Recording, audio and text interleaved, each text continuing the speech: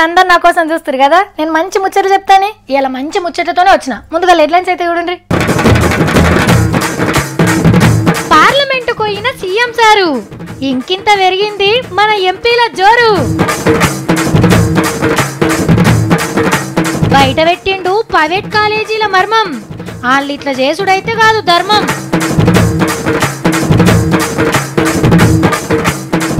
హాయిగుంటున్నామన్నా ఉండవల్లి, ఈ ముచ్చట తెలవకనే అప్పట్ల లొల్లి.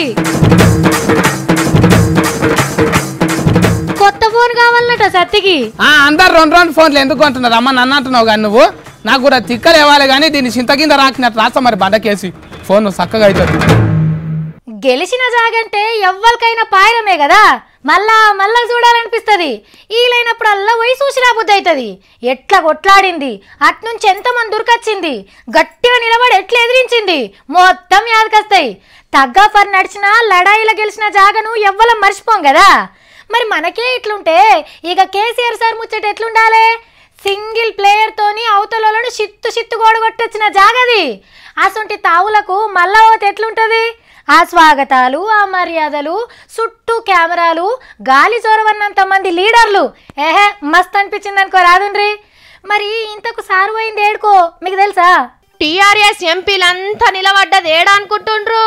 పార్లమెంట్ గల్మ ముంగట. అగ్గో బండి రానే వచ్చింది.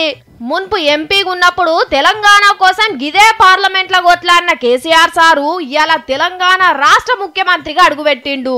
చక్కబోయి మోడీ సార్ను కలిసిండు.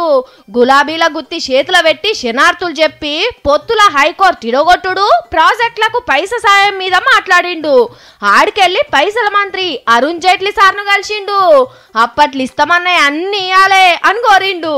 ఎన్కశీరి నీళ్ల మంత్రి ఉమాభారత్ మేడాన్ని కలిస్తే మిషన్ కాకతీయ పథకాన్ని తారీఫ్ చేసిందట. ఇక ఇంకో 2-3 సెంటర్ మంత్రులను కూడా కలిసేదే ఉండేనట. గాని సారు సుస్తుకున్నాడు, జ్వరం ఇంకా తక్కువ కాలేదట. కానీ మీరు నజర్ వేసిండ్రో లేదో, కుడి భుజం లెక్క ధర్మపురి సీనన్న, ఎడమ భుజం లెక్క పొంగులేటి సీనన్న, పైల్వాన్ మల్కాజ్గిరి మల్లన్న సారుకు ఎంత హిమ్మతిస్తున్నారో. మున్పు పార్లమెంట్ లో తిరిగినప్పుడు ఇద్దరే ఉండిరి. ఇప్పుడు చూడండి కేసీఆర్ సార్కు ఎంత బలగం ఉన్నదో. అయితారమ్యాల నేను జరంత ఆలస్యంగా నిద్రలేసిన. లెక్కకైతే ఇంత చికెనో బొకెనో తెచ్చుకుందాం అనుకున్నా. కానీ బట్టా బాతలు విండి ఇల్లు గడివే వరకు పగటిలైంది. ఇక గప్పుడు పొయ్యి ముట్టించోండే ఓపికే లేకుండే. అయితే గల్లీ కొసకు ఒక రాజమండ్రి వారి కర్రీ పాయింట్ అని ఉంటుంది. ముంగట్కెళ్ళి పోతా అంటే దినం గుమగుమ ఆసనలు వస్తుంటాయి. ఓ పారు తెచ్చుకుందామని పోయినా. అదేదో పుంటికూర చికెన్ అట్ట మంచిగా ఉంటుందంటే తెచ్చుకున్నా. కమ్మానే అనిపించింది నాకు కూడా. అట్లనే మొన్న ఇంకో ఆడకట్టు కూడా ఒక కర్రీ పాయింట్ని ఓపెన్ చేసిండ్రు. కానీ అప్పట్లేమన్నారులా, తెలంగాణ ఇడిపోతే మనం ఆంధ్ర వంటకాల రుచి చూసే భాగ్యమే ఉండదన్నారు. ఇప్పుడేమో ఇంకిన్ని హోటల్ పెరిగినాయి. నా లెక్కరే గీసారి కూడా పట్నంలో గోంగూర చికెన్ తినచ్చినట్టున్నాడు ఈ మీటింగ్ కి. ఇడిపోతే ఆంధ్ర జాతి ఆగమైతది, మన బతుకులు చీకటైతాయి అని సమైక్యాంధ్ర కోసం రాజకీయ జీవితాన్ని త్యాగం చేసిన మేధావి ఉండవల్లి అరుణ్ కుమార్ సారు ఇప్పుడేమంటున్నాడో ఈనుండ్రి. హైదరాబాద్ నుంచి నాకేమి ఇదేంట్రా ఇది మన ఊరు కాదని ఫీలింగ్ నాకేం రాలే. 2 ఏళ్ళైంది ఇక్కడ ఉన్నటువంటి వాళ్ళంతా మా బంధువులంతా ఇక్కడే ఉన్నారు. ఎవరో ఒక కంప్లైంట్ చెప్పలే. 2 ఏళ్ళైనా రాదు, 200 ఏళ్ళైనా రాదు. ఎందుకు వస్తారు సారు కంప్లైంట్? అన్నదమ్ములు లెక్క ఏరుబడితిమి, కావడకుండ లెక్క కలిసి ఉంటుమి. అప్పట్లనేమో నెత్తి నోరు కొట్టుకొని చెప్తే చెవిన పెట్టకపోతిరి. గల్లీలో చేసిన లొల్లి చాలక పార్లమెంట్ లో కూడా గాయ చేస్తురి. లేకపోతే లాస్ట్ లో పెప్పర్ స్ప్రే కొట్టడం. ఇది ఏమన్నా ఎలిమెంటరీ స్కూలా? పెప్పర్ స్ప్రే కొడితే ఆగుతుందని ఎందుకు అనిపించి కొట్టినవాడు ఎవడో పోనీ ఏ అరుణ్ కుమార్ అయితే వీడేదో న్యూసెన్స్ చేద్దామని కొట్టాడు. కొట్టినవాడు లగడపాటి రాజగోపాల్. 35,000 కోట్ల రూపాయలు ఆంధ్రాలో నంబర్ 1 బిజినెస్ మ్యాన్. ఇప్పుడు తవ్వకొచ్చిండ్రు. మరి అప్పుడేమన్నారు? లగడపాటి ఆంధ్ర భగత్ సింగ్, ఆయనంత తురుంకాన్ లేడు, వీరుడు శూరుడు అని మీ టీవీలో పొద్దాక అవే బొమ్మలు, పేపర్లలో పెద్ద పెద్ద ఫోటోలు. అదే మీడియాకు ఇప్పుడు క్లాస్ వీక్ ఉండు సారు. ఎవరు చెప్పింది కరెక్టో? ఇడిపోవుడే కరెక్టు అని చెప్పిన వాళ్ళను ఏమనాలనిపిస్తుంది సార్ ఇప్పుడు? నిజంగా మేధావి, మాలా ఉత్పత్తి మేధావి కాదు, నిజంగా మేధావి.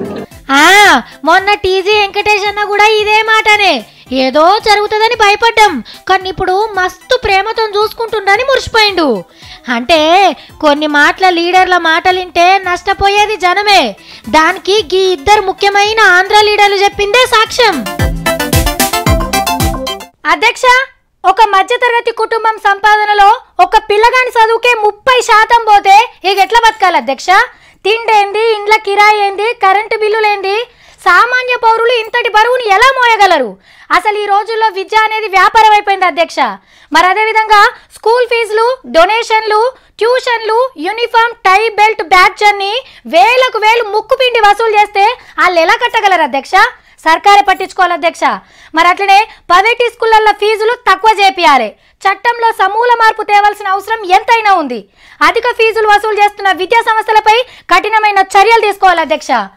ఇగో మొన్న పట్నంలో ఇందిరా పార్క్ ధర్నా చౌక్లో పెట్టిన మీటింగ్కి వచ్చిన వాళ్ళంతా ఇదే ముచ్చట మాట్లాడిండ్రు.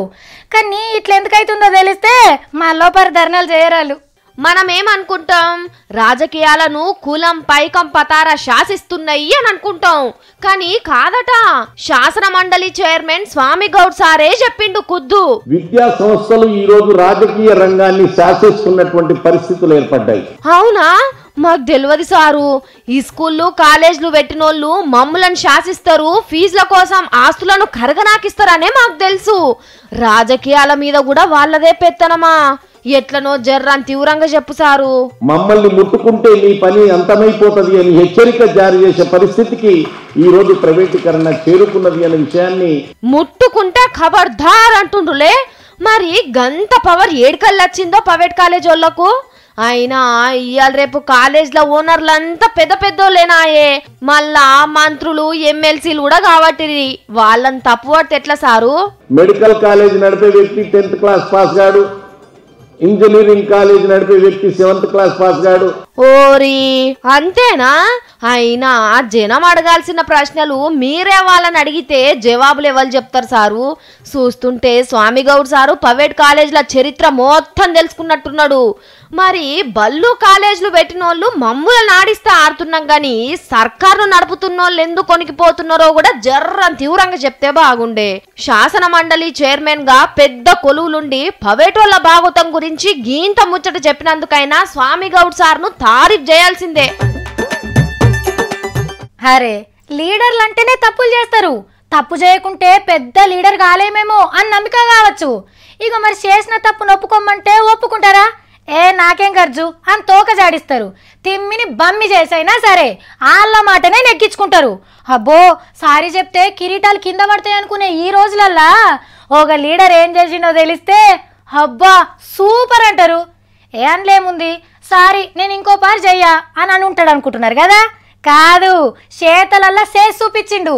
అది కూడా ఏం పనితోని మీరే చూడండి. ఇగో ఇంట్లో ముఖ్యమైన మనిషి ఉన్నాడు, గుర్తుపట్టిండ్రా? నడ్మిట్లా నెత్తికి దస్తి కట్టుకున్నాడు. ఢిల్లీ సీఎం కేజ్రీవాల్ సారే. మరి ఏం చేస్తుండు అని చూస్తుండ్రా? ఎంగిల్ గిన్నెలు కడుగుతున్నాడు.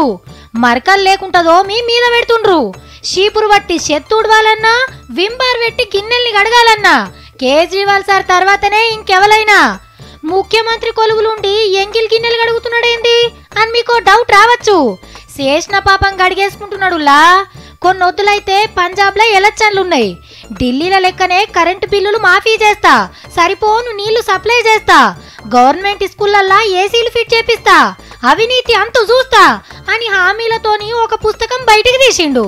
అయితే అట్ట మీదనట సిక్కుల బంగారి గుడిని అవమానించేటట్టు బొమ్మున్నదని ఒక లొల్లి నడిచింది. మైకుల ముంగట సారీ చెప్పుడు కంటే మత ఆచారం ప్రకారం బంగారి గుడికొయ్యి భక్తులు తిన్న గిన్నెల్ని దోమి పాపం కడిగేసుకుంటున్నాడు అన్నట్టు.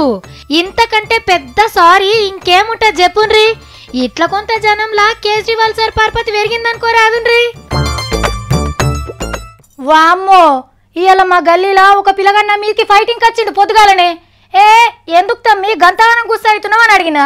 మరి లేకుంటే ఏందక్క, 21 ఏళ్ల లోపటున్న వాళ్ళకి మంది అమ్మద్దని నువ్వు తీన్మర్ వార్తలలో ఎందుకు చెప్పినావు అంటే 18 ఏళ్లకే లీడర్లు మాతో నోట్లేపించుకుంటారు కానీ మందు తాగనియరా? మాకు తెలియదు. ఆ 3 ఏళ్ళు లోపుకి పట్టుడు మాతోని కాదక్క. పౌర సరఫరాల శాఖలు మాకు అన్యాయం చేస్తా అంటే మీరు చూస్తుంటారా? మీరు అడగాల్సింది పోయి మాకు శుద్ధులు చెప్తారా అని నిలదీసి అడిగిండు. ఓ తమ్మ, మందు పౌర సరఫరాల శాఖ కిందికి రాత్తమ్మి, ఆబ్కారీ శాఖలు పంపుతారని చెప్పిన. ఎవరి కిందికి వస్తే నాకెందుకు, మా పొట్ట మీద మీరు ఇట్లనే కొడతారా అని అనబట్టిండు. ఏం చెప్పేటట్టుంది ఇవాళ రేపు పోరగాళ్ళకు. మరి గిసొంటి ఆఫర్లు ఉన్నాక ఎవరు ఊకుంటారు కదా. బారుకు స్వాగతం. బీరు తాగితే ఇంకో బీరు ఫ్రీ, హాఫ్ తాగితే full bottle free, full bottle లేపితే చికెన్ 65 ఫ్రీ, హాఫ్ కాటన్ బీర్లు గుంజితే బోటి ఫ్రై ఫ్రీ, తాగనోన్ని తీసుకొని వచ్చి తాగు నేర్పితే బీరు ఉచితం.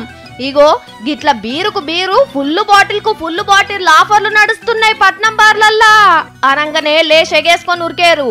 ఈ ఆఫర్ల కోసం కాదు, మీ పుత్రరత్నాల కోసం, ఇంటర్ ఇంజనీరింగ్ చదివే పోరగాన్లకు మాత్రమే. అవు మళ్ళా ఇయాటి పోరగాన్లే రేపటి తాగుబోతులు. మీ సంకట్టు రాని పోరగాన్లకు కావలసినంత ట్రైనింగ్ ఇస్తుండ్రు ఫ్రీగానే. ఆపకుంట బీరు కీసలేవడితే మోతెవరి, పెగ్గు మీద పెగ్గేసినోడు ధార్కారి అని ర్యాంకులు కూడా ఇస్తారు. తాగినోనికి తాగినంత, ఊగినోనికి ఊగినంత. మళ్ళా ఈ స్మార్ట్ ఫోన్లకు వైఫై ఫ్రీ, అడ్డమైన వీడియోలు చూడొచ్చు. అట్లా అని ఎప్పుడు పడితే అప్పుడు పోయి ఆఫర్ అడిగితే నడవది. కాలేజ్ గంట కొట్టినప్పటి సంధి మళ్ళా ఇంటి వెళ్ళు మోగేదాకా మాత్రమే ఈ బార్లల్లో ఈ బ్రహ్మాండమైన ఆఫర్లు. వెనక చీర ఎట్లా కాదే బార్లకు వాళ్ళ బాబులు వస్తారు. ఇగో గీ తీర్ల పోరగాన్లను చెడగొడుతున్నారు చెడిపోయినోళ్ళు. పిరిగా పినాయిలు వస్తుందంటేనే ఆగరు. అసోంటిది మందు వస్తామని దూకుంటారా? పాషి ముఖంతోనే లైన్లు కడతారు. కాలేజ్ ఎగ్గొట్టి గిట్లా బార్ల తాగే కదా పంజగుట్ట కాడ అడ్డగోల్గా కారు నడిపి 3 పానాలను మింగిందొకడు. ఈడ తప్పు బార్ల నడిపేటోళ్ళది ఒక్కల్దే కాదు, దందా వేసేటోడు పైకం కోసం ఎంత మందినైనా చెడగొడతాడు. పిరి ఆశకు పోరగాన్లు ఉరుకుతారు. అమ్మ నాయనలే నజరేయాలే మోదాలు. ఇంట్లోకెళ్ళినోడు కాలేజ్కే పోతుండా రోడ్ల మీద వాడు తిరుగుతున్నాడా చూసుకోవాలి. అడగంగానే పర్సు తీసి పైసలు ఇస్తిమి, మరి దేనికి ఖర్చు పెడుతున్నాడో కూడా తెలుసుకోవాలి. అవసరమైతే 4 తిట్లు తిట్టినా తప్పులేదు. గిసోంటి సోపట్లు పట్టకుంటా మేం చెప్పే కాడికైతే చెప్పినాం. ఇక మీ ఇష్టం, మీ కొడుకులు ఇష్టం. మా దాకారు ఇయ్యలేం చేస్తున్నాడు. ఏడున్నావురా తమ్మి? ఏంటిది? నేను ఫోన్ చేసి అడుగుతుంటే నువ్వేమో నన్ను అడుగుతున్నావు. ఏడున్నావు అంటే బొందల గడ్డ మీద ఉన్నా.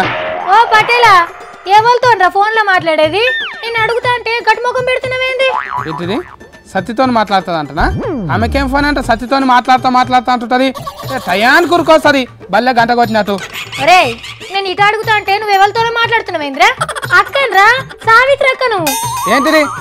కొత్తగా వచ్చిన కోడలు ఫిలకు సాన్ఫీ కూడా చల్లొస్తలేరా? అగో బాసన్లు కూడా నోమనికి వస్తలేరా? నాతో నీకు రోజులు చక్కగా అవుతుంది బుర్జలా. రే, నేనేం అడుగుతున్నా నువ్వేం చెప్తున్నావు? ముందుగా నా ఫోన్ బంద్ పెట్టు. హలో హలో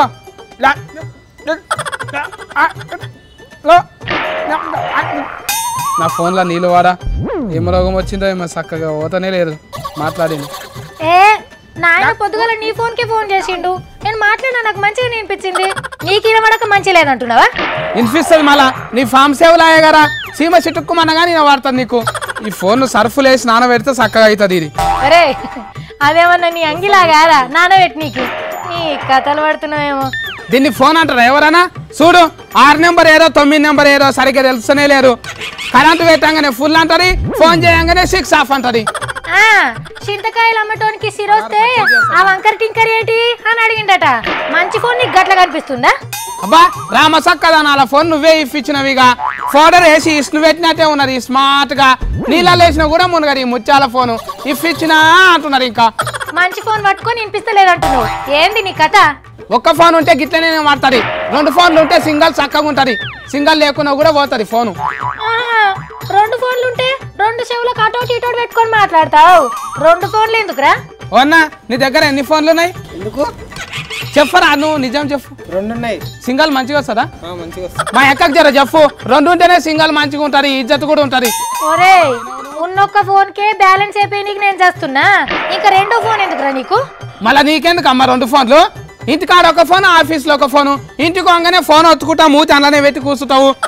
నాదంటే ఆఫీస్లో ఇచ్చిన ఫోను, నాదోటి పాత ఫోన్ ఉండే. అయినా నీకు కూడా ఆఫీస్ ఇచ్చింది ఉంది కదరా, 2వది ఎందుకు? ఒకటి ఫర్వేట్లు ఉంటుంది, ఒకటి సఫరేట్లు ఉంటుంది. నాకు కూడా ఫోన్లు చేస్తారు మస్తు మంది ఉన్నారు. ఒక రానికి బిర్జి వచ్చింది అనుకో, ఇంకే రానికి చేస్తారు, పక్క ఫోన్ చేస్తారా? ఇంకోటి ఉండాలి కదా నాకు. పెళ్ళం పిల్లలే లేకపోయే నీకు ఇంకో ఫోన్ ఎందుకురా? గర్ల్ ఫ్రెండ్ ఉందా తమ్మి? గోల్డ్ ఫెంట లేదు, గోల్డ్ ఫెంట లేరు. కానీ తెలంగాణలో అంట పబ్లిక్ అంటే ఫోన్లే ఎక్కువ ఉన్నాయంట. ఒక్కొక్క ఇంట్లో 4 రాకున్నాయంట. అరే మన జనాభా 3,51,00,000 ఉంటే ఫోన్లేమో 3,66,00,000 ఉన్నాయి. దాని గురించేనా నువ్వు అనేది? అందరిలాగా నాకు ఉండద్దు ఆ ఫోను. చేతిలో ఒక్కటి పట్టుకుంటే ఈ కారం తక్కువ అనిపిస్తున్నది. షాట్ అంతా ఫోన్ ఉండాలి, ఇట్లా ఇట్లా పెట్టుకొని మాట్లాడాలి. పొద్దున్న లేస్తే ముఖం పుస్తకంలా ట్విట్టర్లా ఫోన్లలో సొల్లు పెడతారా? నువ్వు కూడా గట్లేం చేస్తావా? నా ముఖానికి ముఖం పుస్తకంలో ఏం పని ఉంటుందాక? చీటింగ్ కూడా చేయనీక రాదు. అరే ఊర్లలో కూడా 100 సంపాదిస్తే 25 రూపాయలు కారెట్లకే అవుతున్నాయట. నువ్వు కూడా గట్లనే ఖర్చు పెడతావా దినం చెప్పు? ఫోన్ లో పైసలు ఉన్న లేని ఎవరు చూస్తారక్క? పబ్లిక్ చూస్తున్నప్పుడు రూపాయిగా ఫోన్ తీసి ఇట్లా ఒత్తుకుంటా రాకున్నా కానీ మాట్లాడుకుంటా పోవాలి. ఉత్త ఫోన్ పట్టుకొని తిరుగుతావు. మన సొంటలోకి ఒక్క ఫోన్ ఉంటేనే అదే మస్తు. అందరు 2 ఫోన్లు ఎందుకు అంటున్నారు అమ్మ? నన్ను అంటున్నావు కానీ నువ్వు. నాకు కూడా తిక్కలు ఇవ్వాలి కానీ దీన్ని చింత కింద రాకినట్టు రాస్తా మరి బండకేసి ఫోన్ చక్కగా అవుతుంది. అరే సతీ ఫోన్ల కంపెనీ వాళ్ళు కూడా బతకాలి కదా. వాళ్ళు బతకనీకే జనం సాయం చేస్తున్నారు అంతే. నీకు అద్దుతాము, నీకు ఒక్కటి చాలు. వాళ్ళకి సాయం చేసినట్ట అక్క? నేను మనకు సాయపడతాయేమో అనుకుంటున్నా 2 ఫోన్లు ఉంటే. కానీ వెనకటి ఎట్టుంటుండే? పెద్దోళ్ళ ఇంట్లో ఊరికి ఒకటే ఫోన్ ఉండేది. ఇప్పుడు నా పరో 2 ఫోన్లు. అంగట్ల వంకాయలు కుప్ప పోసినట్టే అమ్ముతాంటి. ఇక కొనరా? అందరూ వాడుతూనే ఉండే. పుట్ట పొరగాళ్ళు లేరు, పెద్దోళ్ళు లేరు. ఇడుపు కాగితాలు కూడా ఫోన్లోనే అవుతున్నాయి. ఈ ఫోన్ యాదగిరి గుట్ట మీద కూడా కలిసింది.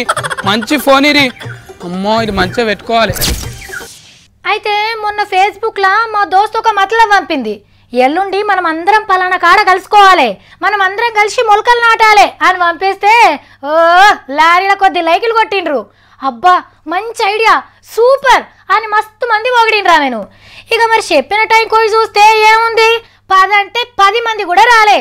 అంతా ఫేస్బుక్ ఉద్యమం అన్నట్టు. మంచి పని చేస్తేందుకు ఎవ్వరు ముందుకు రారు. కానీ వీళ్ళు సమాజానికి ఏం మంచి చేద్దాం అనుకున్నారో తెలియదు. కానీ సోషల్ మీడియాలో వేసిన చిన్న షాటింపుతోని పుట్టలోకి వెళ్ళి ఉసిరిలో వచ్చినట్టే పట్నంలోకి వెళ్ళి పార్క్ మీద పడ్డారు. మరి వాళ్ళు చేస్తున్న మహాకార్యం ఏందో మీరే చూడండి. ఒరక్కో ఇది ఎక్కడ కథరు? అందరికి ఒక్క పారే ఫోన్లు వచ్చినాయా? ఓ తల్లి, ఫోన్లనే మూతి పెట్టినావు, జర ముంగట చూసినాడు. గీ గుంపును చూడుర్రి, ఏదో కలెక్టర్ పరీక్షలకు చదువుతున్నట్టు ఎంత ఇంట్రెస్ట్ గా చూస్తున్నారు. అబ్బా మనోడు కుక్క పిల్లని కూడా పట్టుకొచ్చిండు.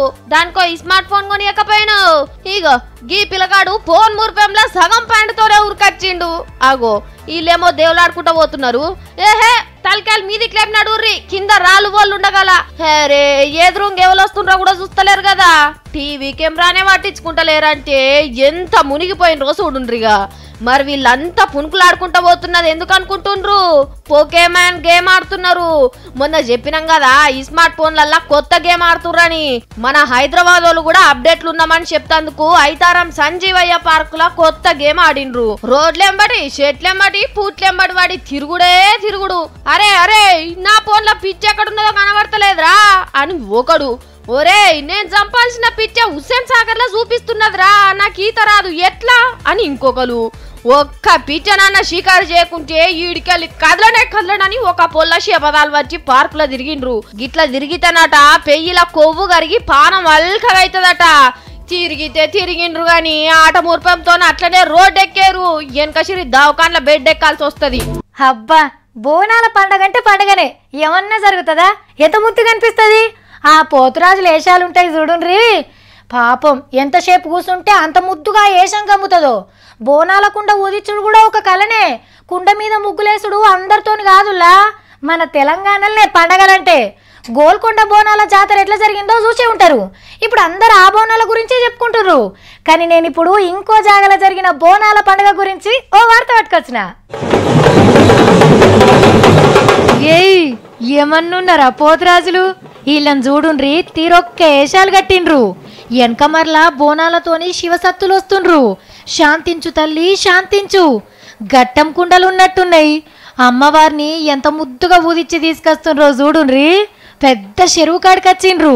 కట్టమైసమ్మకు బోనాలు వెళ్తున్నట్టున్నారు అని అనుకుంటుర్రా? మంచిగా చూడుండ్రి, పక్క పొంటి బ్రిడ్జ్ ఉన్నది. బెజవాడ కనకదుర్గమ్మ గుడి కోతుండ్రు. అంతా మన తెలంగాణోళ్ళే. లష్కర్ బోనాల ముంగట సికింద్రాబాద్ మహంకాళి గుడి తరపున దుర్గమ్మకు ఫస్ట్ బోనం పెట్టుడు ఎన్కట్ సందొస్తున్న పద్ధతి. ఎప్పట్లెక్కనే ఈ తాప కూడా 300 మంది కళాకారులు శివసత్తులు ఏషగాళ్ళు అయినరు. ఆంధ్ర గుళ్ళ మంత్రి మాణిక్యాలరావు సార్ వచ్చి మంచిగా ఎదుర్కొండు. దుర్గమ్మ తల్లికి బోనం మొక్కులు చెల్లించొచ్చిండ్రు. 2 తెలుగు రాష్ట్రాల నడుమ పండగలు పబ్బాలు ఇట్లనే ముంగట్టుకోవాలని కోరుకుందాం. జై బెజవాడ దుర్గమ్మ, జై జై సికింద్రాబాద్ మాంకాలమ్మ.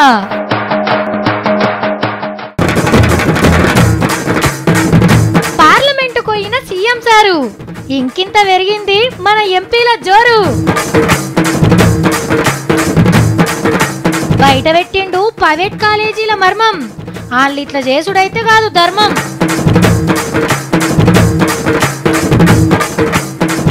హాయిగుంటున్నామన్నా ఉండవల్లి, ఈ ముచ్చట తెలవకనే అప్పట్ల లొల్లి.